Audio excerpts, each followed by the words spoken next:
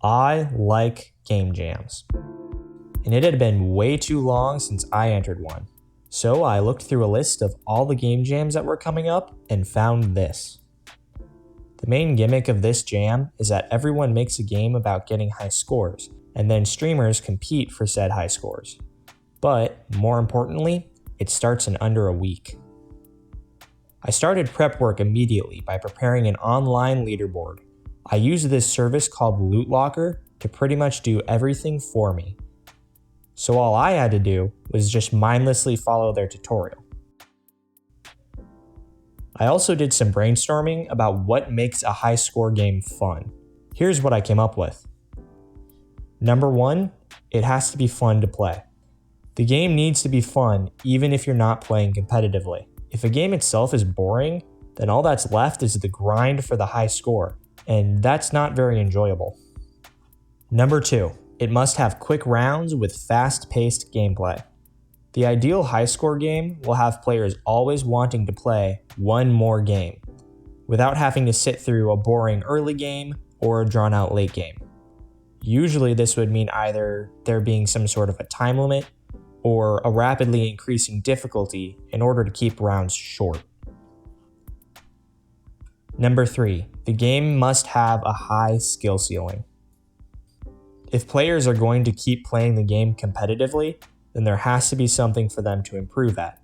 This will also keep players from maxing out the high scores too easily. Number 4, the best high scores should require some amount of luck.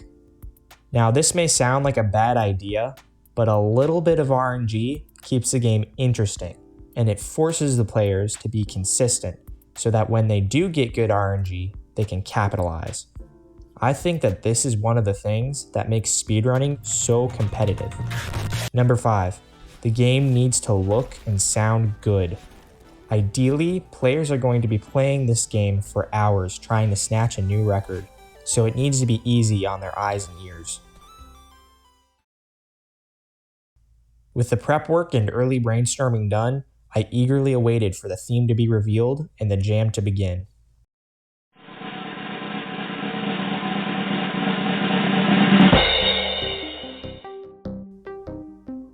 I had seen this theme proposed a couple times before for other jams, but I was never a big fan because I didn't think it would inspire the best games.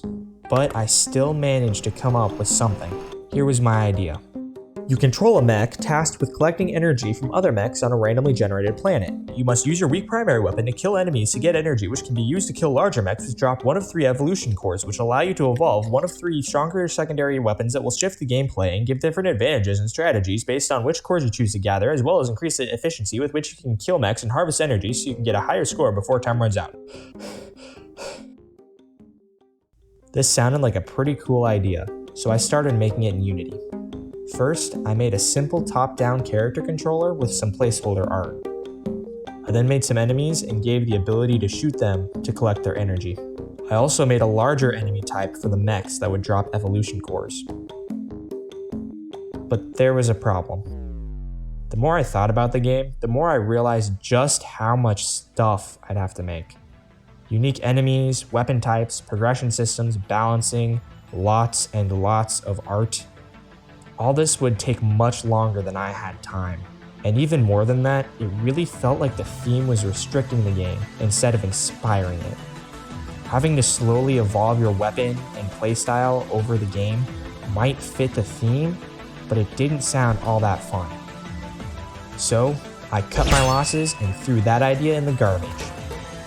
I started fresh, but this time I took a more systematic approach to brainstorming. I drew a Venn diagram. On the left, I have what makes high score games fun, and on the right, I have what makes the concept of evolution fun. Now, the observant among you might notice something wrong. The circles aren't touching.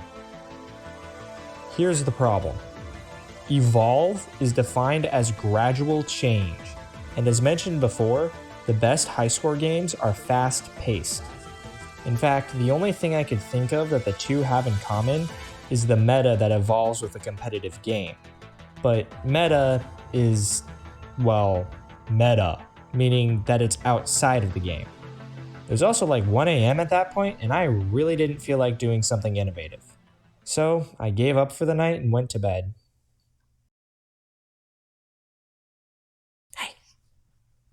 Hey, are you asleep? Yes, so shut up. I woke up early the next morning and got straight to work. I knew I wanted to make a game about the Earth revolving as much as possible in a short amount of time. That, of course, means that the Earth would have to rotate faster than its normal rate of 1 revolution per 1,440 minutes. But how would the player increase the rotational velocity of a sextillion-ton celestial body? With inexplicable floating space math, of course. I decided the gameplay would consist of dragging floating math symbols into their appropriate spots in faded equations, and every equation you complete would make the Earth spin faster. I jumped into Unity and began by coding a simple drag and drop system. I made it so that you can hold the mouse button to pick up the symbols, drag them around, and also put them down. Next, I made the faded equations.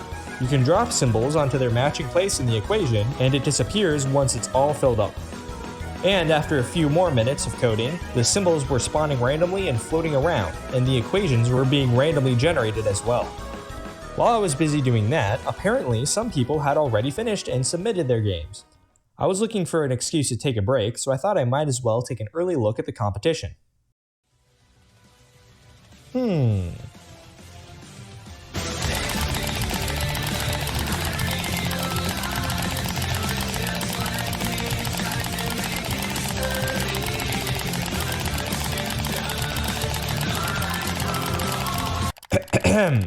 Getting back to work on my game, I realized that the symbols felt too static once dropped, so I made them get thrown instead. While the symbol is held, it saves its position in the last 7 frames. When released, it averages the vectors between these points to get the final velocity. That way, the symbol doesn't go off course if the mouse has an inaccurate or jittery reading. Throwing the symbols was super fun, so of course I let you throw them directly into the equations. With this, the gameplay was mostly done, but the graphics were in desperate need of an upgrade. First, I modeled a sphere in Blender and downloaded a free picture of the Earth's surface. Now, this picture is great and all, but it does raise an interesting question. How exactly did someone take this picture if the Earth is round? I threw the texture onto the sphere with the power of UV unwrapping and tweaked some lighting values. I also added light on one side to represent the sun. This was looking pretty good, but it was just a bit too detailed. I opened up the ultimate image editing software and cartoonized the texture a bit. Much better. I also replaced the stars in the background with an image I could legally use. This was already a huge improvement, but looking at a rotationally accelerating sphere for the entire game sounds pretty boring. But I had an idea to fix that. I returned to the greatest image editing software of all time and got to work.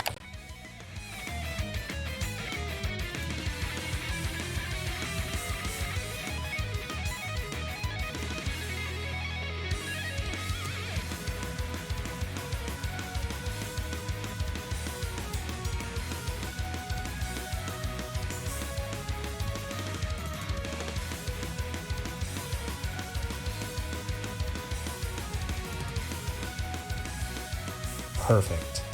This was great, but the game was still a bit lacking in the sound department. Unfortunately, my relationship with sound design is like integration in multivariable calculus. Complicated. On one hand, I absolutely love games with good music and sound design, but on the other hand, I have absolutely no idea what I'm doing when it comes to making music. The best solution I found to this perplexing problem is to just ignore music and pretend I know what I'm doing with sound effects. I began by creating the sound of matching a symbol to an equation. I wanted this to feel very impactful, but also satisfying because matching symbols is the main goal of the game.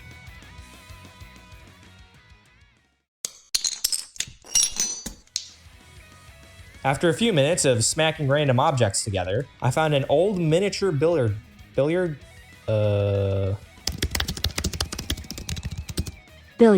set with some really nice sounds. Nice.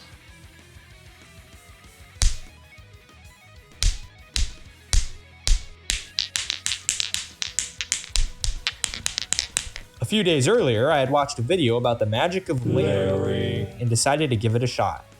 I chose the 3 best sounds,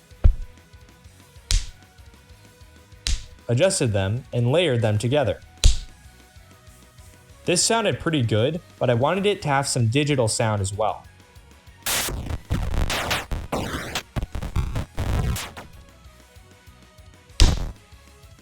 After all that, exactly 1 sound was finished.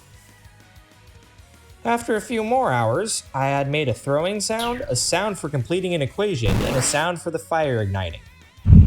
Now, all these sounds were great, but I needed a few more that I couldn't record myself. So I downloaded a free white noise effect and a fireplace recording that definitely was licensed the way I thought it was. I made sure both of these would loop properly and then put them in the game.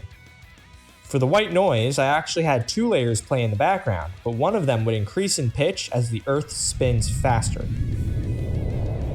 At this point, the game was almost finished, but it needed some balancing changes. The symbols spawned a bit too fast at the beginning, so I changed the code that spawns the symbols to follow this equation. Now it starts out slow, but quickly gets faster. Next on the list was... wait a second.